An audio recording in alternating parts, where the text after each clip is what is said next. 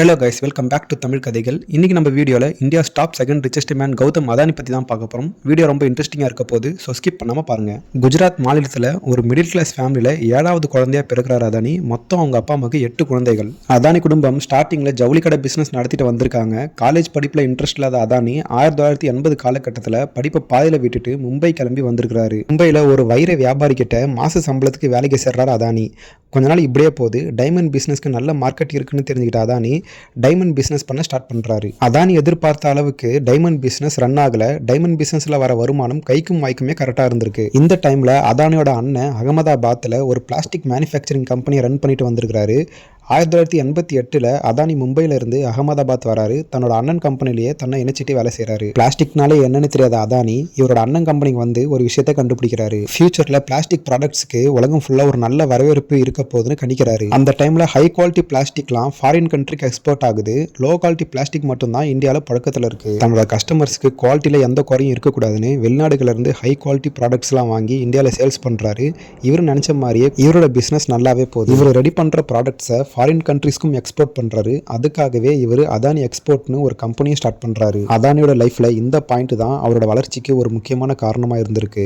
Adani export company தான் பிற்காலத்தில் அதானி என்டர்பிரைசஸ்னு ஒரு பெரிய கம்பெனியாக வளர்ந்தது. இது ஒரு பக்கம் இருக்க, குஜராத்தில் இருக்கிற முந்த்ரா துறைமுகம் பில்ட் பண்ணுறதுக்கு குஜராத் கவர்மெண்ட் ஒரு டெண்டர் விடுறாங்க. எந்த முன் அனுபவமும் இல்லாத அதானி ஏலத்தில் ஜெயிச்சு டெண்டரை வாங்கிடுறாங்க. அதே மாதிரி முந்த்ரா துறைமுகத்தையும் வெற்றிகரமாக கட்டி முடிக்கிறாங்க. அதுக்கப்புறம் இந்தியாவில் எந்த துறைமுகம் டெண்டர் விட்டாலும் அதானி என்டர்பிரைசஸ் அந்த ஏலத்தில் ஜெயிச்சு டெண்டர் எடுத்து போர்ட் இவங்க கண்ட்ரோலுக்கு கொண்டு வராங்க. இந்தியாவில் 25% ஆஃப் தி குட்ஸ் இவரோட போர்ட் தாண்டி தான் உள்ள வரணும். அதாவது 4ல் ஒரு கண்டெய்னர் இவரோட கண்ட்ரோல். 1998 முந்த்ரா துறைமுகம் ப்ராஜெக்ட் தொடங்கி 2000வது ஆண்டுல பயன்பாட்டுக்கு வருது. அந்த காலகட்டத்தில் அதானி கம்பெனி மட்டும்தான் அவங்களுக்குன்னு தனியாக ஒரு போர்ட் வச்சிருந்தாங்க. India's first private port Mundra port தான். இவரோட கண்ட்ரோலில் போர்ட் வந்ததுக்கு அப்புறம் வெளிநாடுகள்ல இருந்து நிறைய பொருட்களை ஏற்றுமதி இறக்குமதி பண்றாரு அதானி. 2001க்கு அப்புறமா அதானியோட வளர்ச்சி ரொம்பவே அபாரகரமா இருந்துச்சுங்க. 2001 குஜராத்தில் ஒரு பெரிய கலவரம் வெடிச்சது. அப்போ சீஃப் மினிஸ்டராக இருந்த நரேந்திர மோடி ஹிந்துஸ்க்கு ஆதரவாகவும் முஸ்லீம்ஸை டார்கெட் பண்ணுறதாகவும் ஒரு பெரிய கலவரம் நடத்தினாங்க. அதை சாதகமாக பயன்படுத்தின எல்லா பிஸ்னஸ் மேனும் மோடிக்கு எதிராக செயல்பட ஆரம்பித்தாங்க. தன்னோட சொந்த கட்சிக்காரங்களே மோடிக்கு எதிராக போர்க்கொடி தூக்குனாங்க. அந்த டைமில் அதானி மட்டும் மோடிக்கு ஆதரவாக பேசுகிறாரு, மோடிக்கு பக்க பலமாக இருக்கிறாரு. இதனால் மோடிக்கும் அதானிக்கும் ஒரு நல்ல உறவு ஏற்படுது. அதுக்கப்புறம் நடந்த சிஎம் எலெக்ஷனில் மோடி எந்த தொகுதிக்கு போனாலும் அதானியோட ஹெலிகாப்டரை யூஸ் பண்ணுறாரு. மோடி சிஎம் எலெக்ஷனுக்கு செலவு பண்ண காசு கூட அதானியோடதுன்னு அப்போ பேசப்பட்டுச்சு. மோடி தொடர்ந்து 3 டைம் குஜராத் சிஎம் ஆகிறாரு. 15 வருஷம் கண்டினியூஸாக சிஎம் சீட்டில் இருக்கிறாரு. அதுக்கப்புறம் பிஎம் கேண்டிடேட்டாக மோடியை பிஜேபி நிறுத்துது.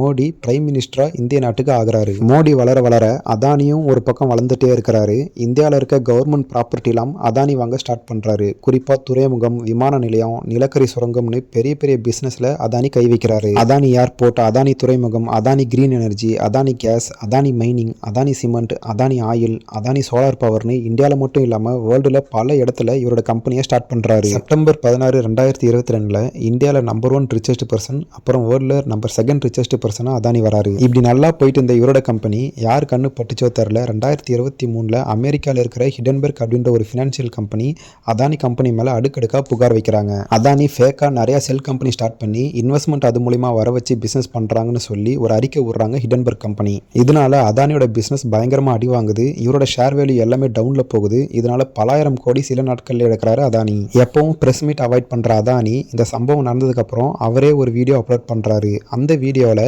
ஹிடன்பர்க் கம்பெனி எங்கள் மேலே வச்ச ஃபால்ஸ் அலிகேஷனை நாங்கள் சட்டப்பூர்வமாக எதிர்ப்போம், ஜெயிச்சு வருவோம்னு சொல்கிறாரு. அவர் சொன்ன மாதிரியே சில மாதத்திலே சுச்சுவேஷனை நார்மல் ஆக்குறாரு. பயங்கரமான ஒரு கம்பேக்கும் கொடுக்குறாரு. குஜராத் மாநிலத்தில் ஒரு சாதாரண மிடில் கிளாஸ் ஃபேமிலியில் பிறந்த அதானி 2026 நிலவரப்படி சுமார் 8 லட்சம் கோடி சொத்து மதிப்போட Adani India top second richest மேனாக இருக்கிறாரு. ஓகே கைஸ், இந்த வீடியோ உங்களுக்கு பிடிச்சிருக்குன்னு நினைக்கிறேன். வீடியோ பிடிச்சிருந்தா லைக் பண்ணுங்கள், கமெண்ட் பண்ணுங்கள், ஷேர் பண்ணுங்கள். மறக்காமல் நம்ம சேனலை சப்ஸ்கிரைப் பண்ணுங்கள். தேங்க்யூ, பாய்.